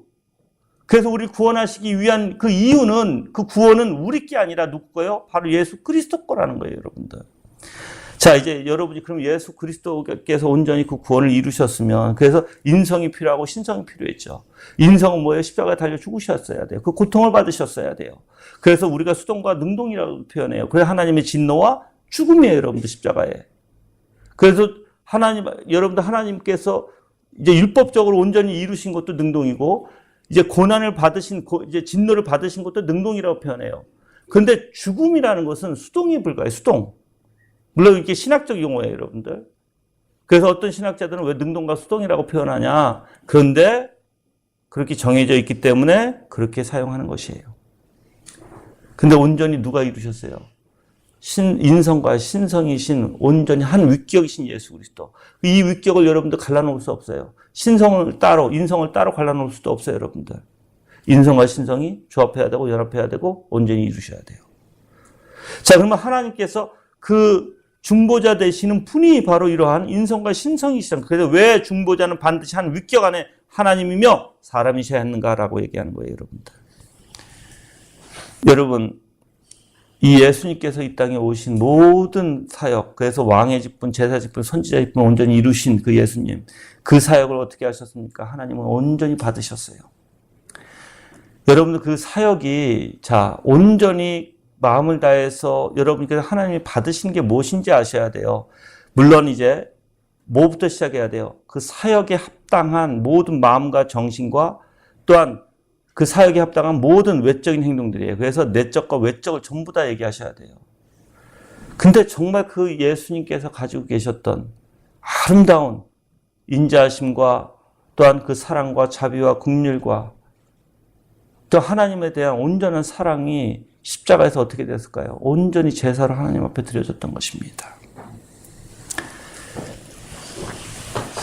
그래서 예수 그리스도 이런 중보 사역을 받아주시고 우리에게 구원과 영생을 그리스도 안에서 은혜로 주신 것이에요. 그리스도 외에는 여러분도 우리 구원하실 분이 없어요. 만약 그 구원이 우리 손에 달려있으면 우리는 구원 못 받아요. 절대 죽었다 깨어나도 못 받아요. 자, 봐요. 예수님께서 그냥 죽으시기만 하고 그래 내가 너를 구원했어. 이제 너희가 구원했으니까 지금부터 너희가 알아서 잘 살아. 절대 못 살아요, 우리. 또 다시 하나님 앞에 죄를 짓 것이고. 그래서 우리가 중요한 게 뭘까요? 바로 예수님께서 율법의 완성이라는 것이 중요한 거예요. 바로 예수님께서 의롭다 하셨죠. 의를 온전히 성취하신 거예요, 예수님이. 그 의를 온전히 성취하신 걸 누구에게 주셨을까요? 우리에게 전가시켜 주셨거든요. 하나님께서 우리를 의롭다 여겨주신 것이에요, 여러분들. 우리가 의로운 게 아니라. 그 의는 그럼 누가 갖고 있는 거예요? 여러분 지금 죄를 지어도 하나님 앞에 멸망당하지 않는 이유가 뭐예요? 그거에 있어요, 여러분들. 예수님이 의롭다 하시는 거예요, 여러분들. 여러분이 아니에요. 그래서 우리 기독교는요, 전가의 원리를, 전가의 교리가 그렇게 중요한 거예요. 만약 여러분이 의롭다 여기면 받지 못했으면, 여러분이 힘으로 그래, 맨 처음에, 그래, 너 의롭다 내가 여겨줄게. 지금까지 지은 죄는 내가 용서해주지만, 이제 앞으로 너 마음대로, 너가 해야 돼, 이제. 너 능력으로 해야 돼. 우린 못합니다. 다 죽었을 거예요, 이미 벌써. 그래서 예수님의 위대하심, 예수님의 신성이 얼마나, 그래서 이제 신성이 이게 필요한 거죠. 왜? 그 전가의 원리는 어디에 있어요? 예수님께서 이루셨지만 그 전가의 원리는 어디 있어요? 바로 신성에 있으니까. 그래서 우리를 온전히 붙들어 주시고, 우리를 그 절대 어떤 손에서 빼앗기지 아니하시는 아버지의 손과 예수 그리스도의 손 안에서 절대 빼앗길 자가 없다고 얘기하신 것이에요, 여러분들. 그래서 하나님 모든 은혜를 사랑하는 바로 이 아들 예수 그리스도를 통해서 우리에게 은혜를 베푸십니다. 그래서 교회는요, 바로 이러한 원리를 깨닫고 오직 예수 그리스도만을 사랑해야 돼요. 그것 또한 대유리문답 41문에 이렇게 불립니다. 왜 우리 중보자는 예수라 불립니까? 답은 이렇습니다. 우리의 중보자가 예수라고 불리는 것은 그분이 자기 백성을 그들의 죄에서 구원하시기 때문입니다. 그래요. 그래서 온전히 우리의 중보자는 오직 한 분이신 예수 그리스도밖에 없어요. 여러분들, 우리가 예수라는 이름은 사실 고유명사입니다. 근데 이 예수라는 이름은 사실 사람이 붙여진 것과 하나님이 붙여진 건 다르겠죠. 그렇죠? 근데 마태복음 1장 21절에 아들을 낳으리니 이름을 예수라 하라 이렇게 얘기했어요. 이는 그가 자기 백성을 저희 죄에서 구원할 자의 심이라 얘기해요. 저는 이제 여러분들이 정말 예수님이 참된 중보자이심을 알면 이제 제가 한 5가지를 통해서 여러분들이 이 오늘 내용과 지금 제가 말씀드린 내용을 같이 합해서 5가지로 여러분이 좀 교리와 교훈적인 부분을 좀 생각했으면 좋겠습니다. 첫 번째는 오늘 이 5가지 어떻게 보면 지금 이 7장과 9장까지 쭉 나오는 어떻게 보면 이 5가지 환상이죠. 이 환상 안에 뭐가 있어요? 아까도 얘기했지만 심판의 경고가 있어요. 그렇죠? 거듭되는 심판의 경고. 그리고 거기에는 회개의 권면도 있습니다. 그렇죠? 근데 끝까지 거부한 자는 하나님이 어떻게 하시겠다? 멸망시키겠다는 거예요. 할 수 없다는 거예요. 너희들이 돌아서지 않으면 너희는 멸망할 수밖에 없는 존재들이라는 거예요. 그러면 저는 여러분들이 생각해 보세요. 하나님이 어떤 분이세요? 절대 여러분의 죄를 그냥 넘어가지 않는다는 거예요. 제가 많은 분들이 때로는 이렇게 생각할 수 있어요. 목사님 참 회개가 나는 힘들어요. 목사님. 회개를 어떻게 하는 겁니까? 이런 질문을 저한테 많이 해요. 우리 교인들은 아니에요. 우리 교인들은 그런 질문 안 해요. 우리 교인들은. 왠지 모르겠어요. 근데 다 알아서 안 할 수도 있고 모르는데도 그냥 안 할 수도 있고 나는 모르겠어요. 근데 이제 다른 분들이 저한테 전화 오면 꼭 상담 중에 그런 얘기를 해요. 어떻게 회개하는 겁니까? 하나님이 주셔야 회개한다는데 그럼 우리는 뭐 해야 됩니까? 라고 얘기해요. 그래서 저는 항상 얘기가 뭐냐면 말씀을 통해서 은혜수단이죠. 은혜수단을 통해서 부단히 너의 마음을 기경해야 된다라고 얘기해요. 그게 우리가 해야 할 것이다. 말씀을 듣거나 설교를 듣거나 강의를 듣거나 또한 세미나를 듣거나 그리고 또 내가 성경 말씀을 읽고 또한 공부하고 묵상하는 연구하는 일까지 그리고 기도하는 일까지 그것으로 끝나는 것이 아니라 그 하나님의 위대하심을 깨달으면 성도와 같이 교제하는 것까지 그렇게 할 때 내가 하나님에 대해서 더 알아가고 내가 더욱더 죄된 것을 알고 또한 내가 어떤 죄가 있으면 여러분들 기도가 그렇게 중요한 거예요. 내가 분명히 여러분의 입에서 얼마만큼 진지하게 내 마음에서 나오는가 따라서 여러분이 아시잖아요. 다 이거. 뭘 아냐면 여러분이 정말 속상한 일이 있으면 어떻게 기도가 나올까요? 진짜 마음에서 나오잖아요. 정말 죽을 것 같으면 여러분들 마음에서 하나님 앞에 기도하잖아요. 너무 힘들면 여러분들 마음에서부터 주님을 찾잖아요. 그런 기도를 잊지 말라고요, 여러분들. 평상시에도. 근데 그렇게 하나님께서 은혜 가운데 정말 내 마음에서 기도할 수 있도록 근데 기도할 때 왜 그렇게 나오나요? 나한테 힘드니까 나오거든요, 그렇게 마음에서. 정말 내가 어려운 상황이니까 나오거든요. 그렇죠? 나한테 중요한 사건이니까 나오거든요. 하나님 앞에 거짓된 기도 드리지 마시고 정말 마음을 다해서 저는 내가 누누이 얘기를 해요. 아니 내가 전에도 여러분도 얘기했죠. 나는 가수다를 보면 나는 가수다라는 그 프로그램을 보면 가수들이 일주일 동안 내내 자기가 불러야 할 노래를 어떻게 해요? 연습하고 반복해서 정말 그 노래 안에 있는 그 뜻을 자기가 자기 것으로 소화시키고 그리고 그 청중들한테 나가서 그러니까 청중들한테 나가서 그 노래를 부를 때 마음을 다해서 정말 자기와 그 내용이 일치가 돼서 입에서 뽑아낼 때 그 사람들이 듣고 감동을 받잖아요. 그래서 정말 좋은 노래들, 그 가사들이 좋은 노래들, 슬픈 노래들은 청년들이 같이 울잖아요. 근데 나는 이해가 안 가요. 하물며 일반인도 그렇게 할 수 있는데, 우리에게 그런 기능이 있는데, 왜 여러분들은 하나님의 말씀을 볼 때나, 또 여러분이 기도할 때나, 우리가 왜 그렇지 못하는지, 왜 하나님의 말씀을 엉성으로 그 노래보다 못하는지, 이해가 안 간다는 거예요, 저는 사실. 그래서 그냥 말씀을 보는 게 아니라 말씀과 일치가 되려고 내가 그 하나님을 생각하고 정말 예수 그리스도의 마음을 내 안에 품으려고, 또 기도도 마찬가지예요. 정말 하나님 앞에 드려질 때 내 마음을 참된 마음으로 기도하려고 얼마나 애쓰는지.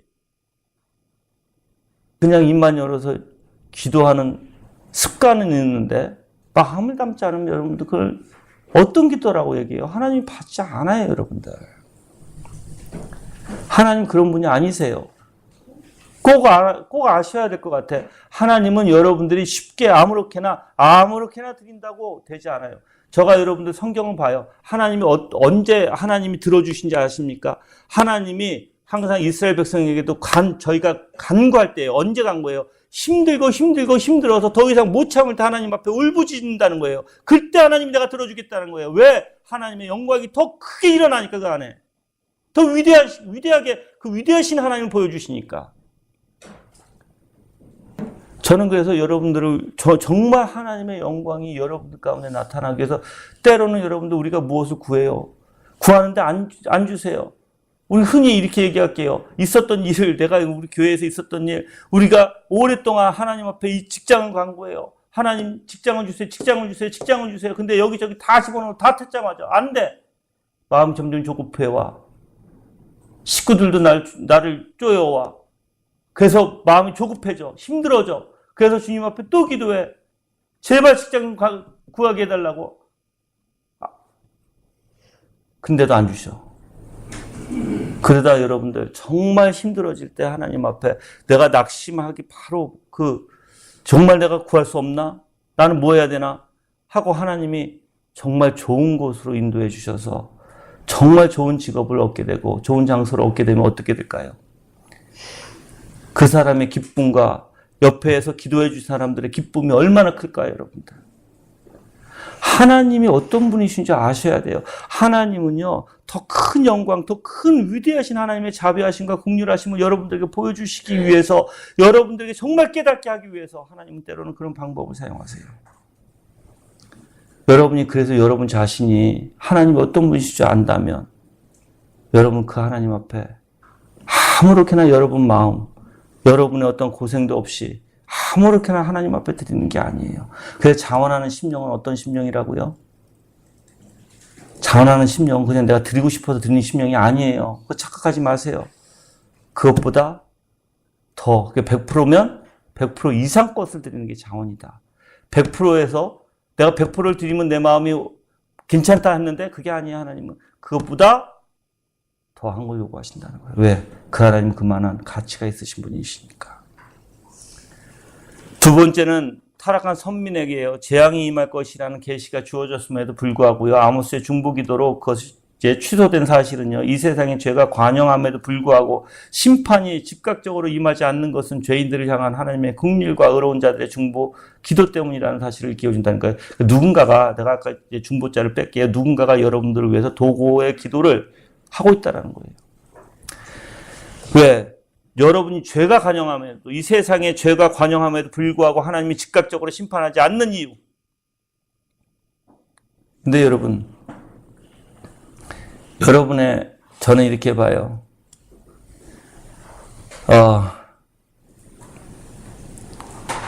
정말 여러분들이 물론 여러분 남을 위해서 정말 도구의 기도를 드려야 돼요. 정말 근데 여러분이 다른 이들을 위해서 뭘 기도하는지 모르겠어요. 근데 여러분들 우리가 다른 이들을 위해서 핵심적으로 기도할 게 그 사람과 하나님의 관계에 대해서 기도해야 되는 것이에요. 다른 게 아니에요, 여러분들. 그게 가장 소중한 거예요.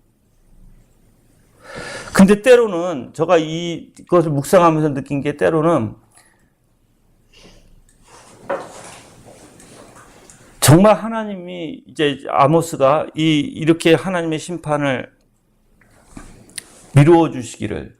그렇죠? 근데 아모스의 마음이에요. 근데 때로는 자식이요, 여러분들 정말 속색이고 이건 도저히 이건 안 되고 이거 몇 년씩 괴롭고 이게 정말 너무너무 힘들잖아요, 부모가. 그럼 어떤 기도가 나올 수밖에 없을까요?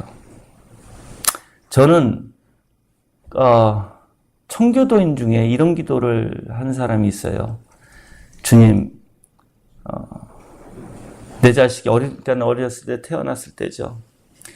이 자식이 하나님 앞에 앞으로 죄를 져서 하나님의 이름에 먹칠하고 하나님의 영광을 드러내지 못하고 하나님 앞에 죄를 짓는 자라면 이 아이를 빨리 데려가소서. 그런 기도를 제가 읽은 적이 있어요. 왜 그럴까요? 사랑하지 않아서? 아니에요. 사랑해서예요. 왜 그래요? 여러분 이 땅에서 하나님의 욕되게 하고 이 땅에서 계속 시간이 흐르면서 아이가 자라면서 그 아이의 모든 진노가 그 죄의 형벌이 그 아이가 나중에 당할 그 고통이 얼마나 큰지를 알기에 조금이라도 이 아이에게 그 죄의 고통을 감수해 주기 위해서 차라리 그 하나님이 욕되게 할 바에는 차라리 이 아이를 일찍 데려가라는 거예요. 아이를 미워해서가 아니에요, 여러분들. 첫 번째는 하나님의 영광을 위해서겠죠. 두 번째는 그 아이를 너무 사랑해서 거예요. 그런 기도가 정말 무엇인지 알아야 돼요. 자식을 사랑하는 게 얼마나 큰 일이고, 저는 그래서 때로는 뉴스에 나오잖아요. 때로는 부모가 그 자식을 데리고 자살하는 경우가 있죠. 얼마나 힘들었으면 그랬을까요? 이 사람이 얼마나 힘들었으면 그렇게 그런 행동을 했을까? 근데 우리는 그 하나님께 물론 소망을 가져야죠. 물론 소망을 가져야 되고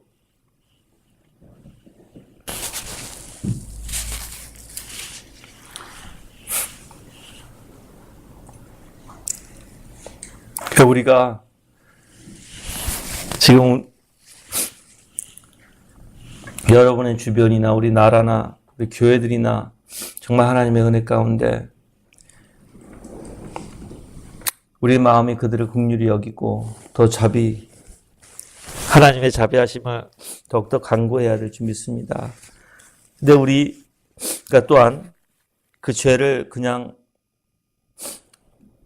놔둬서도 안 돼요. 저는 어저께 어떤 문자가 왔어요. 목사님, 이런 일이 있어서 어떤 목사님이 지금 성도가 60명밖에 안 되는데, 그리고 지금 상가 건물이 지금 4억밖에 안 되는데, 그거를 처분하고 50억이 되는 땅과 건물을 지으려고 하는데,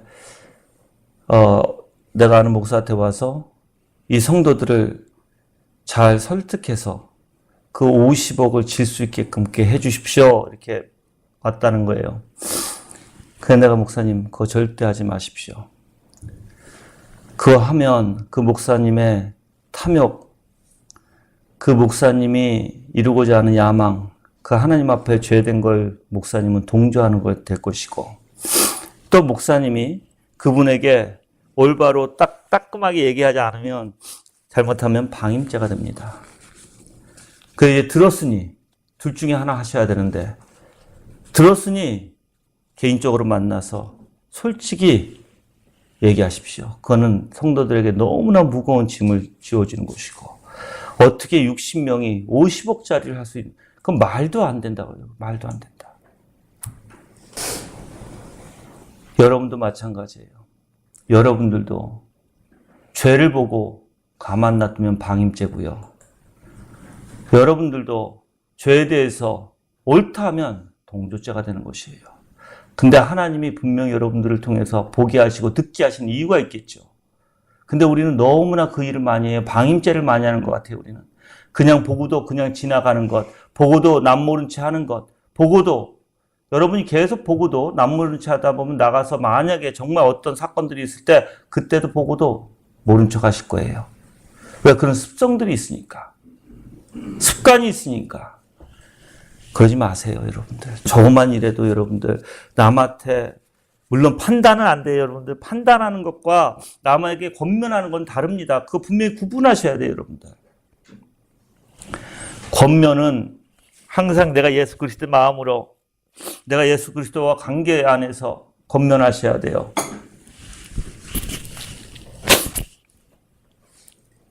그리고 오직 말씀으로 권면하셔야 돼요. 여러분 생각으로, 여러분 잣대로 권면하면 큰일 나는 것입니다. 그래서 여러분들이 이러한 기도를 통해서 누군가가 여러분을 위해서 기도하고 있고 누군가가 여러분을 위해서 하나님 앞에 여러분 죄를 위해서 기도하고 있다는 것은 큰 은혜인데 아까도 말씀드렸지만 바로 예수 그리스도는 항상 여러분을 위해서 기도하고 계시고 여러분들이 죄 가운데 빠지지 않도록 기도하시는 분이 바로 예수 그리스도십니다. 세 번째는 이것입니다. 북이스라엘 최고 종교 지도자로서 막강한 권력을 소유하고 있을 뿐 아니라 기득권을 유지를 위해서 아모스를 핍박한 이제 베델 제사장 아마샤가 있었죠. 그게 이제 10절에서부터 이제 아마샤에 대한 예언을 나오는데, 근데 사실 한가 목동 출신이에요, 이 아모스가. 근데 오직 하나님의 명령에 순종해서 온갖 박해에도 불구하고 주어진 명령을 충성스럽게 감당합니다. 그래서 어떻게 보면 아마사는 하나님의 뜻을 온전히 순종하지도 못하고 뜻을 헤아리지도 못하고 거기에 오히려 죄를 짓는 사람이 지금 그런 모습을 보고 반대로 지금 아모스는 어때요? 하나님의 뜻을 쫓아 자기 목숨까지도 내놓는 자예요. 그렇게 핍박과 그렇게 죽음을 당할지라도 사실 이 아모스는 담대하게 하나님 말씀을 전합니다. 그래서 신본주의자의 원리와 인본주의자의 원리를 우리가 좀 생각해 볼 수 있어요. 신본주의자는요, 이 세상의 부귀영화를 삼지 않아요, 자기 마음에. 오직 하나님만 생각합니다. 그 모든 주체가 누구예요? 하나님이 되세요. 인본주의자들은 모든 주체가 자기예요. 자기가 잘 돼야 돼요. 그 세상의 것에 마음을 둡니다. 자, 이제 비참한 결과가 누구에게 나타나죠? 당연히 아마샤에게 나타나요. 결국은 하나님이 그 가만두지 않는다는 것이죠. 여러분도 똑같을 것입니다.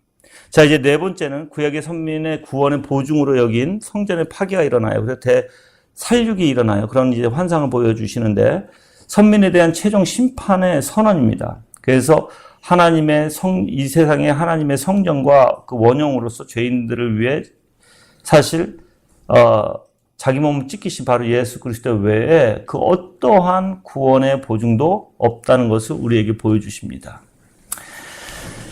그 여러분들이 예수 그리스도 외에는 여러분들 절대적으로 이 죄에서 빠져나갈 수가 없어요. 용서받을 수가 없습니다, 여러분들. 교회 건물로 그냥 세례로 절대 안 돼요, 여러분들. 어떤 종교적 행사로 여러분들이 구원의 보증을 받는 것이 아니에요. 신앙은요, 정말 하나님과의 관계예요. 여러분이 정말 마음을 다해서 하나님을 향하고 마음을 정말 하나님 앞에 드리려고 하고 내 모든 것을 하나님 앞에 온 힘을 다해서 온 정성을 다해서 내 목숨까지도 들여서 하나님을 사랑할 줄 알려고 하셔야 돼요. 그래서 절대적으로 하나님의 말씀이면 절대적으로 하나님이 싫어하시는 일이라면 나도 절대적이 되려고 해야 돼요. 근데 참 보면 우리가 여러분들 어떠한 죄가 자꾸만 나를 망각시키는지 아십니까? 단호함이 없는 것. 죄에 대해서 단호함이 없이 그냥 관대해요. 여러분이 하나님 앞에 섬기고 하나님을 목숨 걸고 내가 하나님을 사랑하고 하나님 앞에 순종하는 것을 지극하게 담대함으로 여기고 아주 단호함으로 여겨야 되는데 여러분들이 많이 그러지 않아요. 그냥 하나님을 섬기든 뭐하든 그냥 이래든 저러든. 여러분들 정말 그런 분들은 신앙을 어떻게 해야 될까요? 점검하셔야 돼요. 여러분 예수님이 너 자신을 그러니까 널 부인하고 또한 그러니까 너 자신이 날마다 십자가를 지고 너의 부모를 미워하지 않으면 내 제자가 되지 못한다는 그것을 잘 생각해 보세요. 여러분들 그게 일어날 때 내가 정말 내 자신을 부인하고 날마다 십자가를 지고 우리 부모까지 그 뜻은 부모를 등지라는 게 아니잖아요. 그렇죠? 근데 내 사고가 내 마음이 어떻게 해야 된다는 건 분명히 나타나요. 내 마음이 내 자신 정도까지 부인할 정도로 내 모든 죄를 부인할 정도, 부인하는 거 안 하려고 할 정도로 내 이기적인 거, 내 의지도 하지 않으려고 하고 내가 죄된 것을 안 하려고 하는 것까지. 그래서 내 십자가가 뭐예요? 십자가가 이제 하이델베르크에서 이제 십자가의 원리가 나와요. 전적으로 하나님을 향한 원리예요. 하나님 앞에 순종하고 하나님이 주신 사역에 대해서 내가 감당하고 어떤 고난과 고통도 내가 감당할 줄 아는 그 정신이 어떻게 해야 되는 거예요? 뚜렷해야 된다는 거예요. 부모를 사랑하고 부모를 섬기는 것보다 더 뚜렷하게 주님을 더 뚜렷하게 알아야 된다는 거예요. 근데 우리는 그렇게 알기보다는 그래서 내 정신이 정말 내가 주님을 향해서 내가 죽을 각오를 하고 있나? 여러분, 우리는 증인들이에요. 증인, 말투스라고요, 여러분들. 말투스는 순교자들이에요. 순교의 정신을 갖는 자들이 그리스도인들이에요, 여러분들. 그 죽거나 살거나 하는 것은 하나님의 주권에 달려있지만 우리의 정신은 다 죽어야 된다고요, 여러분들. 누구를 위해서? 예수 그리스도를 위해서. 그 복음을 위해서. 근데 희한하게 나는 그런 정신도 못 갖고 있어. 믿음이 강하면 강할수록 그 정신이 굉장히 커져요, 우리 안에, 여러분들. 내가 주님 없으면 못 살겠다는 것이 너무나 커진다고요. 내가 주님의 사랑을 받지 않고는 못 살겠다는 걸 너무나 커진다고요, 우리 마음에. 마지막으로 5번째는 이 선민 회복의 약속인데요.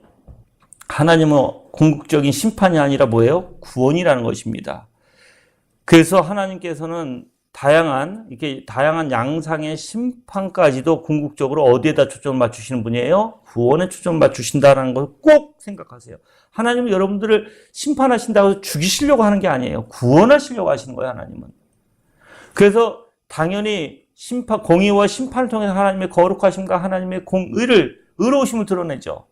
그렇지만 하나님께서는 여러분들을 사랑하시고 여러분들을 구원하심으로써 더 선한 영광을 드러내시기를 원하신 분이에요. 그래서 예수 그리스도를 이 땅에 보내주신 것이고, 여러분들 이 세상은 너무나 죄로 오염됐죠. 그래서 우리는 때로는 연약함을 통해서 실패와 좌절, 고통과 절망을 겪을 수밖에 없습니다. 그렇지만 하나님께서는 어떻게 하세요? 절대 그 무한한 사랑이신 예수 그리스도를 통해서 우리에게 무조건적 구원을 은혜를 주셨어요. 무조건적이에요, 여러분. 조건이 없어요. 물론 믿음도 하나님 우리에게 주시는 것이에요. 그래서 여러분들이 다른 게 아니에요. 정말 우리 머리에서 내가 순종할게. 그래, 내가 이제 열심히 할게. 여러분들이 다 율법주의라는 거 배우셨죠? 그게 아니에요. 정말 하나님을 사랑하고 싶다가 나와야 돼요. 정말 하나님을 내가 사랑하기를 원한다. 정말 그분의 아름다움을 내가 보기를 원한다. 그 하나님이신 영광을 예수 그리스도를 통해서 보기를 원한다. 그래서 내가 정말 그 안에 빠져서 정말 그분만을 사랑하고 내 목숨까지도 그분에게 드릴 그런 담담과 그런 사랑을 원한다고 하셔야 돼요. 저는 오늘 말씀을 통해서 여러분이 정말 중보자의 원리가 아니면 우리는 하나님을 사랑할 수도 없고, 근데 중보자께서 이미 다 보여주신 것 같아요. 하나님의 심판이 무엇인지, 하나님의 진노가 무엇인지, 또한 우리가 할 수 없는 우리가 죄에 빠져 살 수 없는 그 의가 무엇인지, 그 의를 어떻게 이루어지는지, 그 우리가 할 수 없으니까는 누가? 바로 예수 그리스도께서 중보자 되시는. 그럼 이제 우리가 의지할 분은 누구예요? 오직 예수 그리스도예요. 우리가 사랑할 분은 누구예요? 오직 예수 그리스도예요. 근데 이제 아까도 얘기했지만 내가 얼마만큼 그분을 사랑하고 싶냐예요, 이제. 여러분들 다 없어질지라도. 욥과 같이 여러분들, 내가 가진 게 다 없어져요. 부인은 욥한테 와서 차라리 하나님 욕하고 죽으라고 얘기해요. 내 자식도 다 없어져요. 그럴지라도 여러분들, 주님을 붙드시고 주님을 사랑하시기 원하십니까? 정말 그럴지라도 주님만 붙드시기를 원하십니까? 그럴지라도 오직 주님만 영광되기를 원하십니까? 그럴지라도 온전히 내 마음에 오직 예수 그리스도만 가득하시기를 원하십니까? 그 마음이 되셔야 돼요. 그래야지 하나님이 모든 것을 더해서 이제 욥의 마지막 같이 하나님의 모든 풍성함을 이루시고 더욱더 큰 은혜 가운데 살게 하시는 분이 바로 하나님이십니다, 여러분들. 이러한 하나님께서 중보자를 통해서 여러분에게 주시고자 하시는 은혜가 무엇인지 더욱더 깊이 생각하시기를 바랍니다. 다 같이 합심으로 기도하시는데 오직 주님만으로 풍성하기를 원하고 오직 예수 그리스도를 닮아서 하나님의 마음을 갖기를 원하고 그래서 오직 주님의 은혜 가운데서 살기를 원하는 간절한 마음으로 주님 앞에 다 같이 합심으로 기도하겠습니다.